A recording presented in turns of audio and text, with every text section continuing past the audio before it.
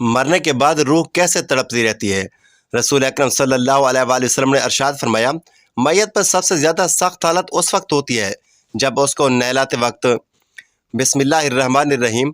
नाज़रीन, सकरात से मुराद मौत की शिद्दत और सख्ती है जो मौत के वक्त पेश आती है, और मौत से पहले हर आदमी पर सकरात की कैफियत तारी होती है। बाज़ वक्त सकरात का असर और निशानी उस पर जहर भी होती है, और किसी को उसकी शिद्दत के असर से माथे पर पसीना भी आ जाता है। रसूल अकरम सल्लल्लाहु अलैहि वसल्लम को जब ये हालत पेश आई तो आप अपना हाथ पानी में डालकर चेहरे मुबारक पर फेरते थे और फरमाते, ला इलाहा इल्लल्लाह, यानी कलमा तैयबा पढ़ते हुए फरमाया, मौत की बड़ी शिद्दत है। नज़ा उस तकलीफ का नाम है जो सिर्फ रूह पर उतरती है और तमाम आज़ा को घेर लेती है। हत्ता कि बदन में रूह के जितने आज़ा हैं उन सब को दर्द महसूस होता है। नज़ा की तकलीफ नफ्स रूह पर हमलावर होती है और तमाम आज़ा को घेर लेती है, क्योंकि हर रग, हर पट्टे, बदन के हर हिस्से, हर जोड़, हर बाल और खाल के नीचे से हत्ता के सर की चोटी से पैरों तक हर जगह से रूह को निकाला जाता है। इसलिए तुम इसके कुर्ब और तकलीफ का हाल न पूछो। हत्ता के बुजुर्गों ने फरमाया, मौत तलवार की काट और आरे के चीरने और कैंची की काट से ज़्यादा सख्त है, क्योंकि बदन को तलवार से काटा जाए तो सिर्फ इसलिए तकलीफ होती है कि बदन का रूह से ताल्लुक है, तो जब सिर्फ रूह का सदमा पहुंचे तो किस कदर तकलीफ होगी। नीज जब किसी शख्स को मारा जाता है तो वह मदद भी मांग सकता है और चीख चिल्ला भी सकता है, क्योंकि उसके दिल और जुबान में ताकत मौजूद होती है। लेकिन मरने वाले की आवाज़ और चीख पुकार सख्त तकलीफ की वजह से ख़त्म हो जाती है, क्योंकि रूह निकलने की बेइंतहा तकलीफ होती है और यह दिल पर सवार होकर पूरी कुव्वत को ख़त्म कर देती है। मरने वाले के आज़ा कमज़ोर पड़ जाते हैं और उसमें मदद मांगने की ताकत बाकी नहीं रहती। यह तकलीफ अकल को भी ढांप लेती है और सान खता कर देती है, ज़ुबान को बोलने से रोक देती है। मौत के वक्त इंसान चाहता है कि रोए, चिल्लाए और मदद मांगे, लेकिन ऐसा नहीं कर सकता, और अगर कुछ बाकी रहती भी है तो रूह निकलते वक्त उसके हलक और सीने से गर गर की आवाज़ सुनाई देती है। इसका रंग मिटियाला हो जाता है, गोया उससे वही मट्टी ज़ाहिर होती है जिससे वो बना था और जो उसकी असल फितरत है। उसकी रगें खींच ली जाती हैं, हत्ता कि आंखों पलकों की तरफ मुड़ जाती हैं, हाथ सिकुड़ जाते हैं, जुबान अपनी जड़ की तरफ खींची जाती है, उंगलियां सब्ज हो जाती हैं और ठंडी पड़ जाती हैं। तो ऐसे बदन का हाल न पूछो जिसके हर रग खींच ली जाए। ज़रा गौर करो कि एक रग के खींचने से इतनी सख्त तकलीफ होती है, तो उस वक्त क्या हाल होगा जब दर्द में मुब्तला रूह को भी खींच लिया जाएगा, और किसी एक रग से नहीं बल्कि तमाम रगों से रूह को खींचा जाता है। फिर एक एक करके हर उस में मौत वाक़ई होती है। पहले उसके कदम ठंडे पड़ते हैं, फिर पंडली और फिर रानें ठंडी पड़ जाती हैं, और हर उसमें नई सख्ती और शिद्दत पैदा होती है, हत्ता कि गले तक नौबत आ पहुँचती है। इस वक्त उसकी नज़र दुनिया और दुनिया वालों से फिर जाती है, उस पर तौबा का दरवाज़ा बंद हो जाता है और उसे हसरत और निदामत घेर लेती है। मौत के वक्त मुसलमानों को जो तकलीफ़ होती है उस पर अल्लाह रब्बुल इज़्ज़त की जानिब से उन्हें नेकी अता की जाती है, जैसा कि सुनन इब्न माजा में रिवायत है। हज़रत आयशा सिद्दीक़ा रज़ी अल्लाह तआला अन्हा से मरवी है कि रसूल अकरम सल्लल्लाहु अलैहि वसल्लम उनके पास तशरीफ़ लाए, इस हाल में कि उनके पास उनका कोई करीबी रिश्तेदार मौत की सख्ती में मुब्तला था। रसूल अकरम सल्लल्लाहु अलैहि वसल्लम ने मुशाहिदा फरमाकर हज़रत आयशा से फरमाया, अपने रिश्तेदार पर गमगीन ना हो, इसलिए कि इसकी नेकी है। इस हदीस से मालूम होता है कि मौत के वक्त होने वाली सख्ती मरने वाले के बदअमालियों का हरगिज़ नतीजा नहीं होती। मुसलमानों के हक़ में इस पर अजर व सवाब और गुनाह की माफ़ी की उम्मीद रखनी चाहिए। जब हज़रत सैयदना जाबिर बिन ज़ैद रज़ी अल्लाह तआला अन्हु की वफ़ात का वक्त करीब हुआ तो उनसे पूछा गया कि आपको किस चीज़ की ख्वाहिश है, तो अरशाद फरमाया, हज़रत सैयदना इमाम हसन रज़ी अल्लाह तआला अन्हु को देखना चाहता हूँ। हज़रत सैयदना इमाम हसन रज़ी अल्लाह तआला अन्हु ने फरमाया, ऐ जाबिर, रसूल अकरम सल्लल्लाहु अलैहि वसल्लम का फरमान है, मोमिन अल्लाह की तरफ से किसी भलाई पर होता है, अगर वो तौबा करता है तो अल्लाह उससे कबूल करता है, अगर कोई उज़्र पेश करता है तो उसका उज़्र कबूल फरमाता है, और उसकी अलामत यह है कि मोमिन की रूह निकलने से पहले अपने दिल में ठंडक महसूस करता है। यह सुनकर सैयदना जाबिर रज़ी अल्लाह तआला अन्हु ने कहा, अल्लाह अकबर, बेशक मैं अपने दिल में ठंडक महसूस कर रहा हूँ। फिर दुआ फरमाई, ऐ अल्लाह, बेशक मैं सवाब की ख्वाहिश रखता हूँ, लिहाजा ऐ अल्लाह मेरे गुमान को सच कर दे और मेरे खौफ और घबराहट को दूर फरमा दे। फिर आपने कलमा शहादत पढ़ा और इंतकाल फरमा गए। नाज़रीन, इंसान की ज़िंदगी में रूह को 3 मौक़ों पर तकलीफ़ पहुँचती है। इंसान की रूह चीखें मार मार कर रोती है। क्या आप जानते हैं कि वो 3 मौके कौन कौन से हैं? नंबर 1, इंसान के ये जानने के बावजूद कि यह गुनाह कबीरा है, यह गुनाह अजीम है, اللہ ताला इस गुनाह करने वाले इंसान पर गजबनाक होते हैं। ये जानने के बावजूद भी इंसान किसी गैर महरम औरत को जब नंगा करता है, नंगा करके अपनी आंखों से देखता है और उससे हवस का निशाना बनाता है, ये वो लम्हा होता है जब इंसान की रूह धाड़े मार मार कर चीखती चिल्लाती है, रोती है। दूसरा वो कदम जब इंसान वालिदैन को इतना दुख तकलीफें देता है कि वालिदैन उस इंसान के हक में बद-दुआएं देते हैं और ये बदबख्त इंसान अपनी आंखों के सामने वालिदैन से बद-दुआएं लेता है। जब वालिदैन बद-दुआएं दे रहे होते हैं, यह बदबख्त इंसान वालिदैन को देख भी रहा होता है, उनके मुंह से निकली बद-दुआएं अपने कानों से सुन भी रहा होता है। यह वो लम्हा होता है जब इंसान की रूह रो रही होती है। तीसरा मौका जब मौत का फरिश्ता हजरत इजराइल अलैहिस्सलाम इंसान की रूह को जिस्म से अलग करता है। इंसान की रूह जिस्म से खींचकर बाहर निकाली जाती है। जाहिर है कि रूह का जिस्म से गहरा ताल्लुक है, तो जब ये दोनों अलग अलग होते हैं तो उनको गहरा सदमा भी पहुंचता है। इंसान के जिस्म पर छोटा सा कांटा लग जाए तो इंसान को कितनी तकलीफ होती है, छोटी सी चोट लग जाए तो इंसान को कितनी तकलीफ होती है। तो जब रूह को तकलीफ पहुंचे, जब रूह को सदमा पहुंचे तो उस वक्त इंसान को कितनी तकलीफ होती होगी। हजरत हकीम लुकमान से पूछा गया, हजरत मौत के वक्त जिस्म का वो कौन सा हिस्सा है जिसको सबसे ज्यादा तकलीफ होती है, सबसे ज्यादा सदमा पहुंचता है। हजरत हकीम लुकमान ने फरमाया, इंसान के वजूद का वो हिस्सा जिसका रूह के साथ गहरा ताल्लुक है, उस हिस्से को बहुत ही ज्यादा तकलीफ होती है। पूछा गया, हजरत वो कौन सा हिस्सा है जिसका इंसान की रूह के साथ गहरा ताल्लुक है। हजरत हकीम लुकमान ने फरमाया, इस हिस्सों को इंसान के वजूद का मरकज कहा जाता है, यानी दिल।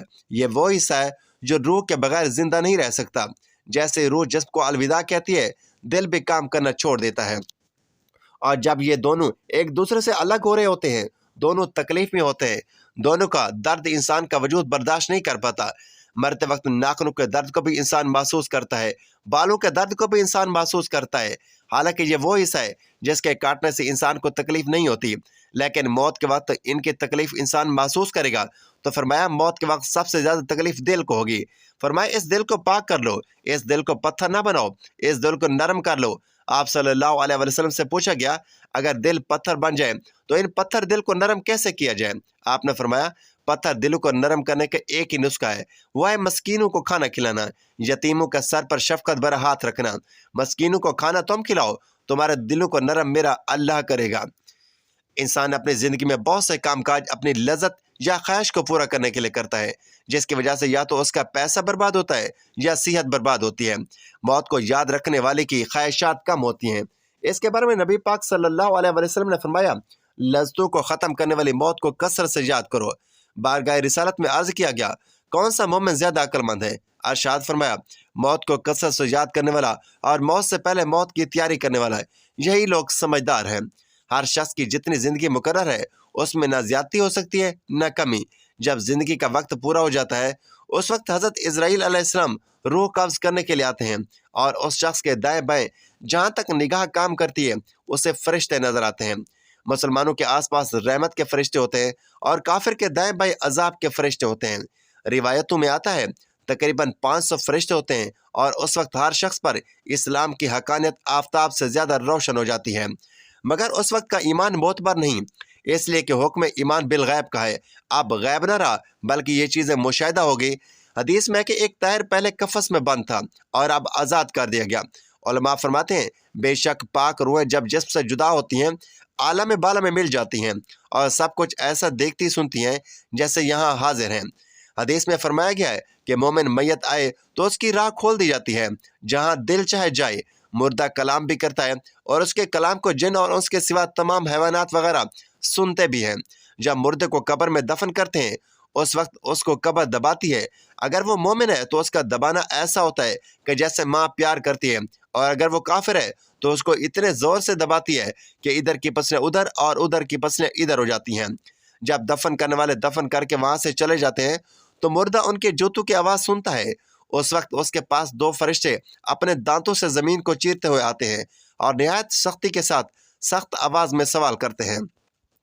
पहला सवाल, तेरा रब कौन है? दूसरा सवाल, तेरा दीन क्या है? तीसरा सवाल, उनके बारे में तू क्या कहता है? अगर बंदा मोमिन है तो पहले सवाल का जवाब देगा मेरा रब अल्लाह है, और दूसरे का जवाब देगा मेरा दीन इस्लाम है। तीसरे का जवाब देगा वो तो रसूल अकरम सल्लल्लाहु अलैहि वसल्लम है। उस वक्त आसमान से एक मनादी निदा करेगा कि मेरे बंदे ने सच कहा है, इसके लिए जन्नत का बिछोना बिछाओ और जन्नत का लिबास पहनाओ اور اس کے لیے جنت کی طرف ایک دروازہ کھول دو۔ جنت کی ہوا اور خوشبو اس کے پاس آتی رہے گی، اور جہاں تک نگاہ جائے گی وہاں تک اس کی قبر کو کشادہ کر دیا جائے گا، اور اس سے کہا جائے گا کہ تو سو جا۔ پہلے اس کے بائیں ہاتھ کی طرف جہنم کی کھڑکی کھولیں گے جس سے گرم ہوا اور سخت بدبو آئے گی، پھر وہ بند کر دیں گے۔ اس کے بعد دائیں طرف سے جنت کی کھڑکی کھولیں گے، اور اس سے کہا جائے گا کہ اگر تو ان سوالوں کے صحیح جواب نہ دیتا تو تیرے واسطے وہ تھی اور اب یہ ہے، تاکہ وہ اپنے رب کی نعمتوں کی قدر جانے کہ کیسے بلائے عظیم سے بچا کر کیسی نعمت عظمی عطا فرمائی۔ اگر مردہ منکر ہے تو سب سوالوں کے جواب میں یہ کہے گا، افسوس مجھے تو معلوم ہی نہیں، میں لوگوں کو کہتے سنتا تھا، خود بھی کہتا تھا۔ اس وقت ایک پکارنے والا آسمان سے پکارے گا کہ یہ جھوٹا ہے، اس کے لیے آگ کا بچھونا بچھاؤ اور آگ کا لباس پہناؤ، اور جہنم کی طرف ایک دروازہ کھول دو۔ پھر اس کو گرمی کی شدت پہنچے گی، اور اس پر عذاب دینے کے لیے 2 فرشتے مقرر ہوں گے جو اندھے اور بہرے ہوں گے۔ ان کے ساتھ لوہے کا گرس ہوگا، جو پہاڑ پر اگر مارا جائے تو خاک آلود ہو جائے۔ وہ فرشتے اس ہتھوڑے سے اس کو مارتے رہیں گے، سانپ اور بچھو اسے عذاب پہنچاتے رہیں گے۔ نبی اکرم صلی اللہ علیہ وآلہ وسلم نے فرمایا، موت کو کثرت سے یاد کیا کرو، کیونکہ وہ گناہوں کو ذیل کرتی ہے اور دنیا سے بے رغبتی پیدا کرتی ہے۔ سیدنا حسن بصری رحمۃ اللہ علیہ فرماتے ہیں کہ جس نے موت کی یاد دل میں بسا لی تو دنیا کی ساری مصیبتیں اس پر آسان ہو جائیں گی۔ ایک خاتون ام المومنین حضرت عائشہ صدیقہ رضی اللہ تعالیٰ عنہ کی بارگاہ میں دل کی سختی کی شکایت کی تو آپ نے فرمایا، موت کو کثرت سے یاد کیا کرو، تمہارا دل نرم ہو جائے گا۔ ناظرین، حضور صلی اللہ علیہ وآلہ وسلم نے فرمایا، موت کے بعد روح میت کو کیسے پکارتی ہے؟ میت کو سب سے زیادہ درد کب ہوتا ہے؟ مرنے کے بعد کا منظر کیسا ہوتا ہے؟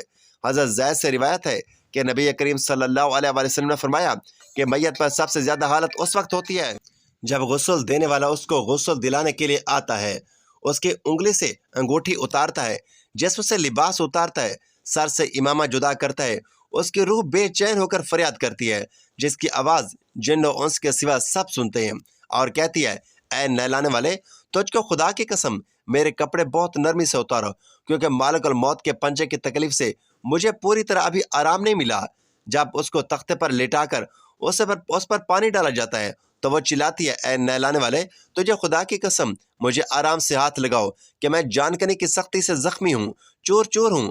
جب نہلا کر اس کو کفن پہناتے ہیں اور پاؤں کی طرف سے باندھ دیتے ہیں تو پھر روح کہتی ہے، اے غسل دینے والے، خدا کے لیے اب میرے سر کی طرف سے میرے کفن میں گرا نہ لگانا، تاکہ میری بیوی، میرے بچے، تمام رشتہ دار دنیا میں آخری بار میری صورت دیکھ لیں، کیونکہ آج میں یہاں سے جا رہا ہوں اور اب قیامت تک یہ لوگ میری صورت نہیں دیکھیں گے۔ پھر جب اس کا جنازہ تیار کر کے گھر سے باہر نکالا جاتا ہے تو روح پکارتی ہے، اے جنازہ اٹھانے والوں، خدا کے واسطے ابھی جلدی نہ کرنا، تاکہ میں اپنے بال بچوں اور عزیز و اقارب سے رخصت ہو لوں۔ اے جنازہ اٹھانے والوں، میں اپنی اولاد کو آج یتیم اور بیوی کو بیوہ چھوڑے جاتا ہوں، خدا کے واسطے میرے بعد ان کو تکلیف نہ دینا، میں اپنے گھر اور مال و اسباب دوسروں کے لیے چھوڑے جاتا ہوں، اب یہاں کبھی واپس نہیں آؤں گا، قیامت تک کسی کی صورت نہیں دیکھوں گا۔ پھر جب جنازہ اٹھا کر لوگ چلتے ہیں تو میت کہتی ہے، اے میرے بھائیوں، میں نے آج تک جو کچھ مال و اسباب جمع کیا تھا وہ صرف وارثوں کے لیے تھا، آج ان میں سے کوئی میرے گناہوں کا ذرا سا بھی بوجھ اٹھانے کے لیے تیار نہیں ہے، ہر چیز کا حساب مجھ سے لیا جائے گا اور میرے ورثاء اسے کھائیں گے اور اڑائیں گے۔ پھر جب نماز جنازے کے بعد دفن سے پہلے کچھ لوگ اپنے اپنے گھر کی طرف چلے جاتے ہیں تو میت کہتی ہے، اے میرے بھائیوں، خدا کے واسطے ابھی یہ ظلم نہ کرو، مرنے والا تم سے مانوس تھا اور تم دفن سے پہلے لوٹے جا رہے ہو۔ پھر جب اسے قبر میں اتارا جاتا ہے تو میت کہتی ہے، اے میرے وارثوں، آج تک میں نے جو کچھ مال جمع کیا تھا وہ سب تمہارے لیے ہے، تمہارے لیے چھوڑا، خدا کے لیے تم مجھ کو دعائے خیر اور قرآن خوانی سے بھلا نہ دینا۔ دوستو، آخرت کی منزلوں میں سے پہلی قبر پہلی منزل ہے۔ اگر اس منزل میں نجات پائی تو اس کے بعد کی منزلیں بہت آسان ہو جائیں گی، اگر یہاں عذاب میں مبتلا ہوا تو آگے چل کر اس سے زیادہ سختی ہوگی۔ حدیث شریف میں ہے کہ مردہ قبر میں ایسا ہے جیسے کوئی شخص پانی میں ڈوب رہا ہو اور مدد کے لیے فریاد کر رہا ہو۔ مردہ ہر وقت اپنے ماں باپ، بہن بھائی اور رشتہ داروں سے دعائے خیر اور فاتحہ کا منتظر رہتا ہے۔ جب اس کو اس کے پسماندگان کی طرف سے کوئی تحفہ ثواب ملتا ہے تو اس کے لیے تمام دنیا اور جو کچھ دنیا میں ہے اس سے محبوب اور مرغوب ہوتا ہے، اور اللہ تعالیٰ اس کے رشتہ داروں کی دعائے خیر کے ثواب کو قبرستان والوں پر پہاڑوں کے برابر داخل فرماتا ہے۔ موت ایک دروازہ ہے جس میں سب لوگوں کو داخل ہونا ہے۔ حضرت عثمان غنی رضی اللہ تعالیٰ عنہ جب کسی قبر پر جاتے تو اتنا روتے کہ ان کی داڑھی مبارک آنسو سے تر ہو جاتی۔ ان سے پوچھا جاتا کہ آپ جنت و جہنم کا تذکرہ کرتے ہیں تو نہیں روتے، مگر قبر دیکھ کر اتنا کیوں روتے ہو؟ کہنے لگے رسول اکرم صلی اللہ علیہ وآلہ وسلم نے فرمایا کہ قبر آخرت کی پہلی منزل ہے، لہٰذا اگر مرنے والا اس سے نجات پائے تو بعد کی منزل اس کے لیے کہیں زیادہ آسان ہوگی، اور اگر اس کی تکلیف سے نجات نہ پائی تو بعد کے مراحل اس سے بہت زیادہ سخت ہوں گے۔ اور فرمایا کہ رسول اکرم صلی اللہ علیہ وآلہ وسلم کا ارشاد ہے کہ میں نے کبھی کوئی منظر نہیں دیکھا مگر قبر ہمارے لیے ان قبروں میں عبرت ہے۔ دیکھیے، مالدار، فقیر، طاقتور اور کمزور دنیا میں لوٹنے کی خواہش رکھتے ہیں، مال جمع کرنے اور مین بنانے کے لیے نہیں، صرف اس لیے کہ ایک بار نماز پڑھنے کی مہلت مل جائے، ایک بار سبحان اللہ کہنے کی فرصت دے دی جائے۔ لیکن اب ناممکن ہے، اب اعمال نامے لپیٹ دیے جائیں گے، روح جسم سے نکال لی گئی، زندگی کی مہلت ختم ہے، اب ہر میت اپنی عمل کے ساتھ قبر میں پڑی ہے۔ اللہ تعالیٰ سے دعا ہے کہ اللہ تعالیٰ ہم سب کو دین کی سمجھ نصیب فرمائے، ہمیں مرنے سے پہلے مرنے کی تیاری کرنے کی توفیق عطا فرمائے اور ہمارا خاتمہ بالخیر فرمائے، آمین یا رب العالمین۔ ناظرین، ویڈیو اچھی لگے تو ویڈیو کو لائک، شیئر اور چینل کو سبسکرائب ضرور کیجیے۔